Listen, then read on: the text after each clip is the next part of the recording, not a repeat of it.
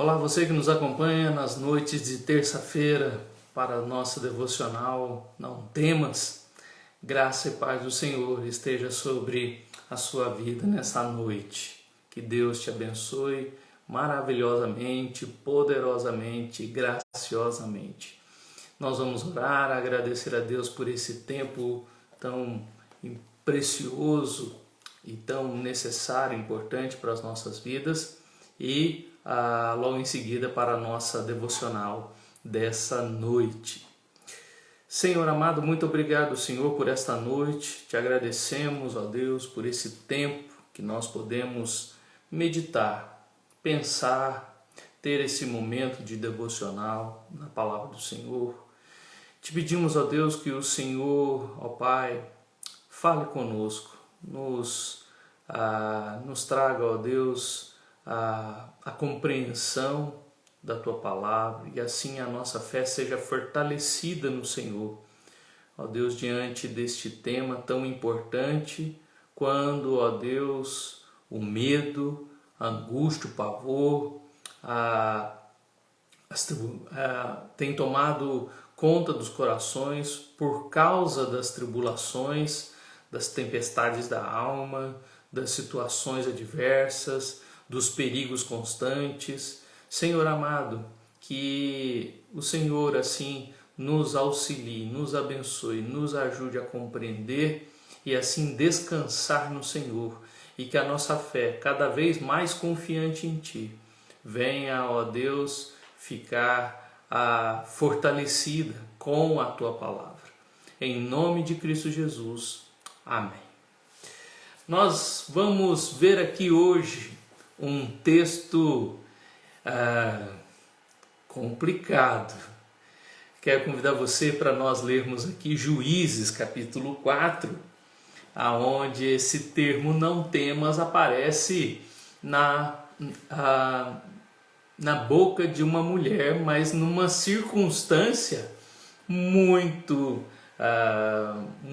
complicada para falarmos a respeito, mas de certa forma Deus fala aos nossos corações e também podemos tirar algumas questões para a nossa vida diante disso também.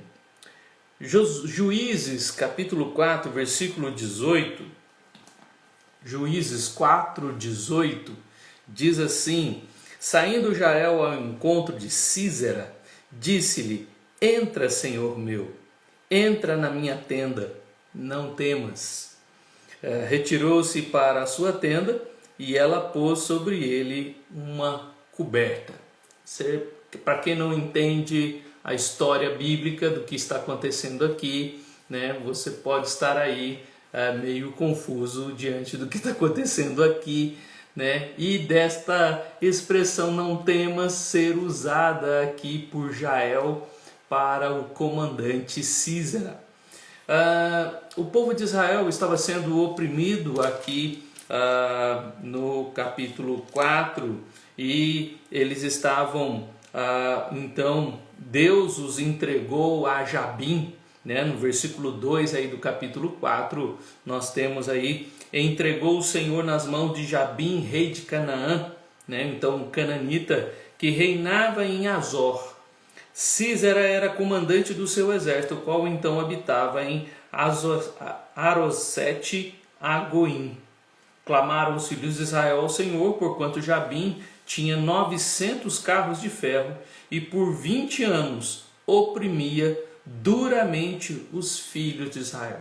Então, temos aqui um povo que está oprimindo o povo de Israel e oprimindo o povo de Israel por 20 anos e aonde Jabim, que era o rei, tinha um comandante chamado Sísera, o comandante de um exército assim que todos tinham medo daquele exército, exatamente por causa dos 900 carros de ferro que o comandante ali dos cananitas tinha. E todo mundo ficava apavorado com aqueles carros de guerra. O que acontece aqui logo na sequência do texto? Baraque então vai procurar Débora e Débora profetiza que Deus vai trazer a vitória pelas mãos de uma mulher, né? E isso vai acontecer na vida de Jael. Mas o mais interessante é que Jael é mulher, é esposa de Éber. E Éber é um queneu que que estava meio, eles eram aparentados de Israel, porém eles tinham também uma relação amigável com os cananitas, com Jabim, com o rei de Canaã. E assim então Sísera tinha tranquilidade com os queneus, né? Com a família de Éber, ele ficava sossegado com relação a eles. E Éber, então, o texto diz aí no versículo 11, ora Éber, queneu, se tinha apartado dos queneus, dos filhos de Obabe, sogro de Moisés, e havia armado as suas tendas até o carvalho de Zaanaim, que está junto a Quedes. Anunciaram a Sísera que Baraque, filho de Abinoão, tinha subido ao monte Tabor. Sísera convocou todos os seus carros, 900 carros de ferro, e todo o povo que estava com ele, e Azorete a Goim para o ribeiro de Quizon. Então Éber estava ali naquele lugar aonde a guerra estava armada. Porém, a guerra, Deus entregou nas mãos dos israelitas o povo de Canaã. E ali então eles venceram aquela batalha naquele dia, porque Deus mandou uma tempestade naquele lugar, no Quizon ali, naquela região de Quizon. E aquela tempestade trouxe um aguaceiro que deixou o solo enlamado, né, lameado, né, e pensa agora em carros de ferro no meio da lama. O que vai acontecer? Não vai funcionar para nada, né? Aqueles carros de ferro ficaram todos emperrados ali e não saíram do lugar. E o exército dos cananitas então aquele exército perdeu a guerra para os israelitas. E o que acontece? Sísera, então, diante daquela cena, o comandante Sísera, né, o homem temido, agora está apavorado. O texto, aqui no versículo 15, diz: o Senhor derrotou a Sísera e todos os seus carros e todos o seu exército ao fio da espada diante de Baraque. E Sísera saltou do carro e fugiu a pé.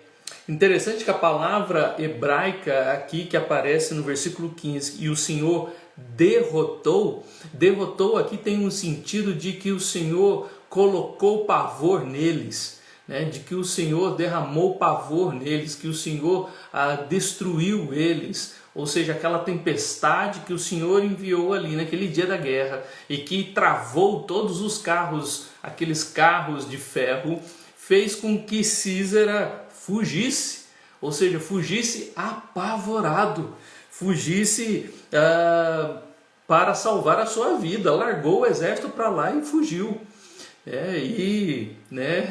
Queria mais salvar a sua própria vida. E Baraque perseguiu, versículo 16, Baraque perseguiu os carros do exército até Azorete a Goim, e todo o exército de Sísera caiu ao fio da espada sem escapar nem sequer um. A vitória foi do povo de Israel e Deus assim abençoou aquele momento. Mas Sísera fugiu, né? O comandante fugiu. E o texto agora no versículo 17 diz que Sísera fugiu a pé para a tenda de Jael, mulher de Éber, queneu, porquanto havia paz entre Jabim, rei de Azor, e a casa de Éber, o queneu. Então havia ali um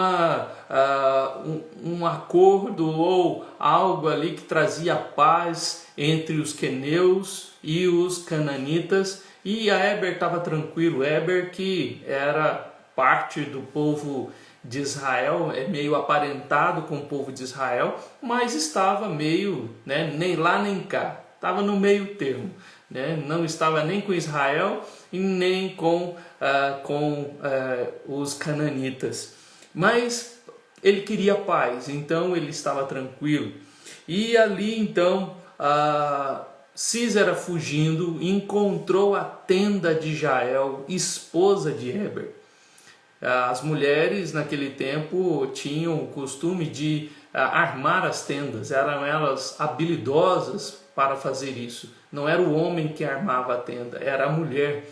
E ali então ela tinha habilidade com o martelo e com as estacas para assim colocar, armar as tendas. E havia a tenda do homem e a tenda da mulher. Como nós vemos também em Abraão, isso é perceptível ali no texto de Abraão. Cada um deles tinha a sua tenda. E aqui tem a tenda de Jael, e que aonde Sísera vai exatamente para aonde ele fica mais seguro. Ali está a tenda de Jael, eu vou me esconder ali. Quando Sísera chega, àquela tenda, saindo Jael ao encontro de Sísera, Jael saiu ali pela porta, viu Sísera e disse: entra, meu senhor, entra na minha tenda, não temas. Ou seja, ninguém ia desconfiar de que Sísera estava ali, porque nenhum homem poderia entrar na tenda de uma mulher a não ser o seu próprio marido. E também Sísera não tinha nada do que desconfiar de Jael, porque o marido de Jael era alguém que estava ali amigado com o povo de Sísera. Então ele não precisava temer entrar ali naquela tenda, porque ninguém ia encontrar, Baraque não ia encontrar Sísera na tenda de Jael. E ali ele ia ficar seguro e tranquilo. Então, esse não temas que Jael está colocando aqui para Sísera pode entrar, não tenha medo, fique aí e você aqui vai estar seguro. E com certeza ele não tinha nenhuma desconfiança de Jael. Ele não precisava temer a Jael ou alguma traição ou qualquer situação que pudesse trazer a ele ali perigo. Ele não estava pensando em nada com relação a perigo ou problemas por parte de Jael. Vou me esconder aqui, claro. E claro que eu não preciso temer, porque o seu marido é amigo do rei, do meu rei, então eu não preciso ficar com medo. E ali então Sísera entra na tenda de Jael, atendendo ali o seu pedido ou o seu convite ali. Retirou-se para a sua tenda e ela pôs sobre ele uma coberta. E nós vamos ver aqui no continuar do texto, versículo 19, ele pede então água para beber, dá-me, peço-te de beber um pouco de água porque tenho sede. Ele correu muito, ele estava fugindo, ele estava desesperado, cheio de pavores, querendo salvar a sua vida.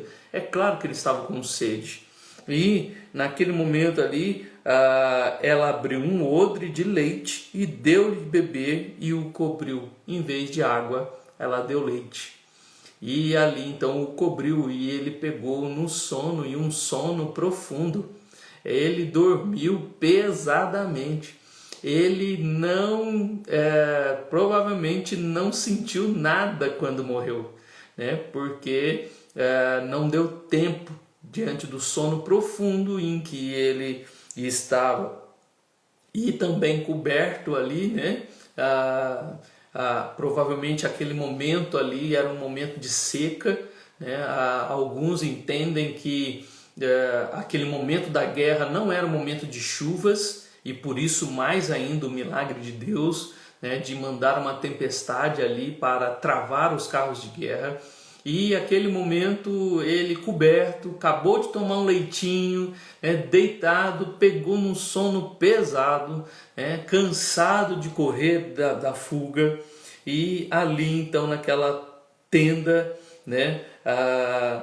ele também coloca mais no versículo 20, e ele disse mais: põe-te à porta da tenda, e há de ser que se vier alguém te perguntar, há aqui alguém? Responde, não. Mas nem foi preciso esta atitude de Jael, né?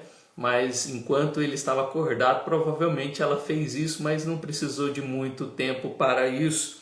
Então, versículo 21 diz que então Jael, mulher de Heber, tomou uma estaca da tenda e lançou mão de um martelo e foi-se mansamente a ele e lhe cravou a estaca na fonte, de sorte que penetrou na terra, estando ele em profundo sono e muito exausto, e assim morreu. Ela pegou uma estaca, um martelo e cravou na cabeça, na fronte, né, de Sísera, e ele ali morreu, né, estando exausto, profundo sono, ele nem viu, não deu nem tempo de gritar, e ele morreu ali.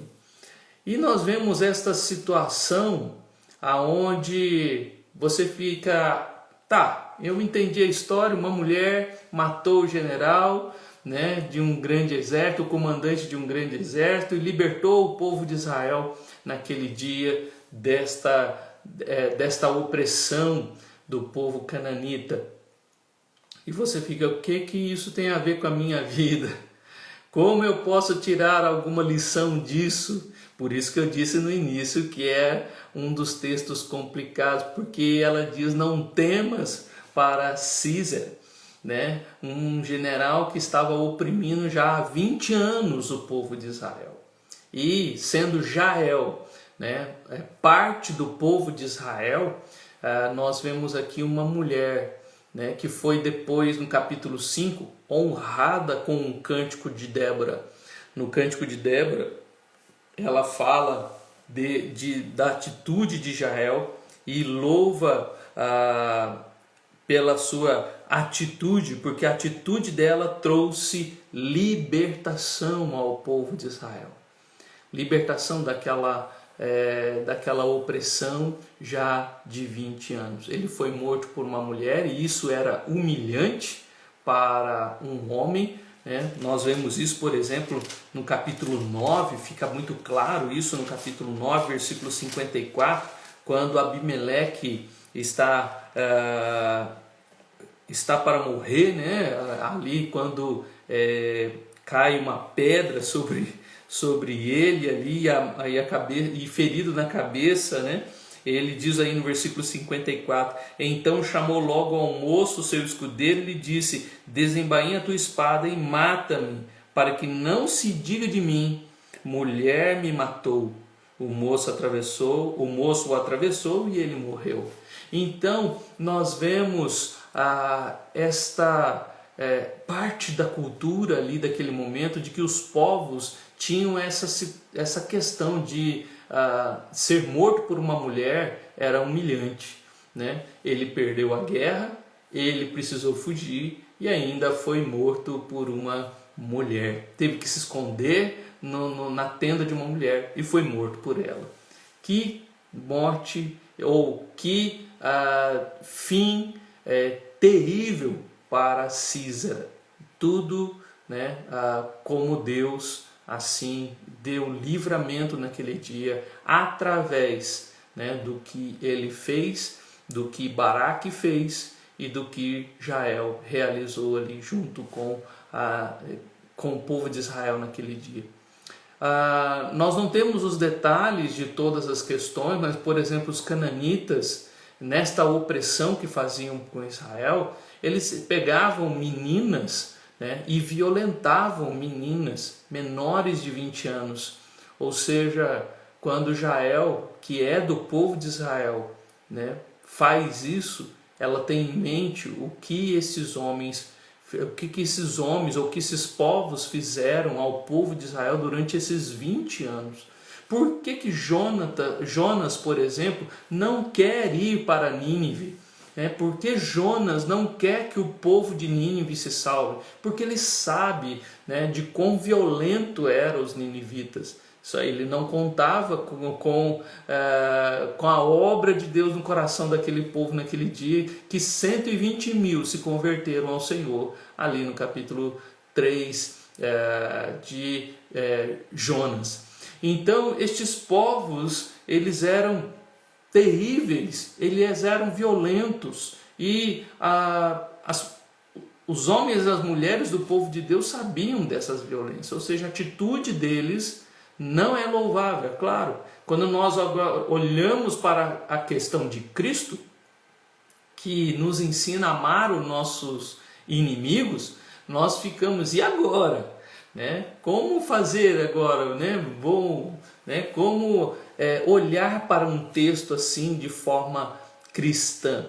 Na verdade, o que nós podemos tirar aqui é a ousadia de Jael diante do inimigo. E como Paulo nos ensina em Efésios 6, a nossa luta não é contra a carne ou sangue, mas contra principados e potestades do ar. E diante disso, a palavra de Jael, numa estratégia para vencer o inimigo, ela está dizendo para o inimigo, não temas. E ele, então, acreditando que havia ali uma aliada, acabou morrendo. E nós, quantas vezes encontramos, muitos de nós cristãos, às vezes, tem medo de estátuas, tem medo de esculturas de barro, de cerâmica, não mexe com isso, porque já viu essa expressão, se quebrar esta estatueta ou esta idolatria, você pode dar azar, você pode ter problemas, cuidado com a cruz, e a gente começa a colocar receio ou incômodo em coisas, em objetos. Tem pessoas que têm medo dessas coisas. E quando se fala de quebrar essa estátua, essas coisas assim de idolatria, as pessoas ficam com receio, ou mexer num prato lá de macumba, não mexa nisso. Eu lembro de um amigo no seminário, que ele era missionário, e ele conta que um dia ele foi num centro, num centro de macumba, de umbanda, e ali estava tendo ali um trabalho, e eles estavam estava em roda ali, e eles chegaram, ele e mais alguns amigos chegaram para ver como é que é, curiosos, sabiam que lá tinha, por causa dos barulhos, dos batuques, e eles entraram ali naquele dia curiosos para saber o que estava acontecendo. E ele, como filho de missionário, ele conhecia muito bem a palavra de Deus, e ele não tinha medo dessas coisas. Ele entrou ali e ficou só observando para ver o que acontecia, o que ia acontecer ali. E de repente aquele grupo parou. Ele conta que aqui naquele momento o pai de santo que estava ali naquele lugar virou para ele e disse: nós não vamos continuar enquanto ele não sair. Apontou para ele naquela hora, e ele ficou assim impressionado naquela hora. Ele nem me conhece, como assim? E naquele momento então eles foram expulsos daquele lugar, e para que o trabalho deles lá, o trabalho de macumba e aquele negócio todo continuasse, porque a vida dele estava atrapalhando o desenvolvimento do trabalho deles ali, porque a vida espiritual desse jovem, desse rapaz, estava incomodando. E é isso, a nossa vida incomoda. A nossa vida, não precisamos ter medo do nosso inimigo. Na verdade, ele precisa ter medo de nós. Ele precisa ter medo de quem tem o Espírito Santo, porque o Espírito Santo é mais poderoso na vida daquele que está com Cristo. Nós não precisamos ter medo, né, de trabalhos de esquina, nós não precisamos ter medo de voodoo, nós não precisamos ter medo de coisas espirituais que se levantam, que fazem contra a nossa vida. Lembra do que o próprio Balaão disse ali em Números 22, 23, ali para o povo de Israel: sobre sua vida não vale encantamento, né? 1 João capítulo 4 diz que aquele que é do Senhor, o diabo não toca. Ou seja, nós temos um revestimento de que nós não precisamos ter medo do inimigo. Na verdade, quem precisa ter medo, o inimigo precisa ter medo de nós. De forma que nas questões espirituais nós não devemos mexer com essas coisas. De fato, Deuteronômio nos ensina isso, que nós não precisamos mexer com aquilo que Deus abomina.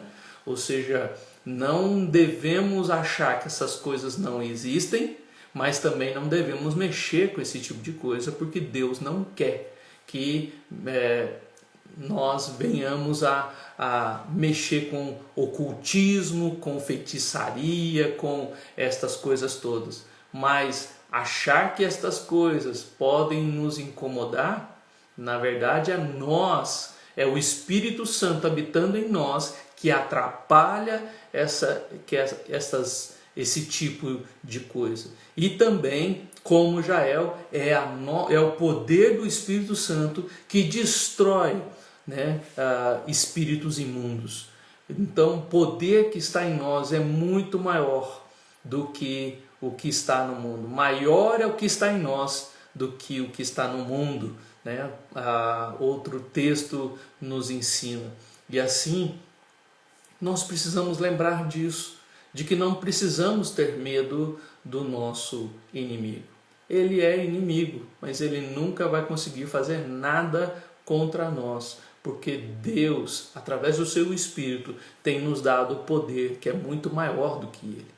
Por isso, meu querido, nesta disposição de Jael, nessa estratégia de Jael, não foi uma estratégia, claro que ela foi considerada, né, pelas pessoas ali, não pelo povo de Israel, porque ela foi uma das libertadoras do povo de Israel, mas pelas pessoas ali foi considerada como uma traidora. Sim, de fato uma traidora, porque a família dela, os queneus ali tinham uma certa amizade com o Jabim. Porém, foi através dela que Sísera, o inimigo de Israel, morreu e o povo foi liberto naquele dia, naquele momento.